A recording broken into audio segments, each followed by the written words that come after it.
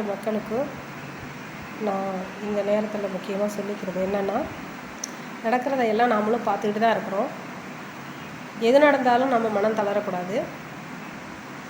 100 கோடிக்கு குதிரை பேரம் பேசியிருக்கிறதாக பொய்யான தகவல் எல்லாம், அது பொய்யோ நிஜமோ நமக்கு தெரியாது, கடவுளுக்கு தான் தெரியும்.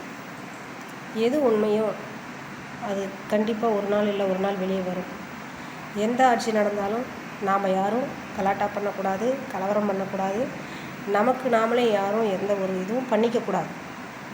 ஆனால் கண்டிப்பாக இதுக்கு நாளைய காலம் தீர்ப்பு சொல்லும்.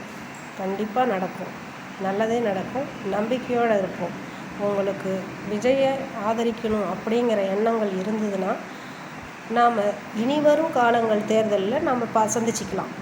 அதுக்கு முன்னே தேவையில்லாமல் கலவரங்கள், மன கஷ்டங்கள், தேவையில்லாத பிரச்சனைகள், இதையெல்லாம் மக்களாகிய நாம் யாருக்குமே கொடுக்கவும் கூடாது. கஷ்டத்தை நாமளும் நமக்கு கொடுத்துக்கவும் கூடாது. எது நடந்தாலும் எதிர்த்து நின்று ஜெயிக்கக்கூடிய தைரியத்தையும் திறமையும் நாம் வளர்த்துக்கணும். அமைதியாக இருப்போம், நடக்கிறத வேடிக்கை பார்ப்போம், அதுக்கப்புறம் முடிவு பண்ணிப்போம். எல்லோரும் அமைதியாக இருங்க. நன்றி, வணக்கம்.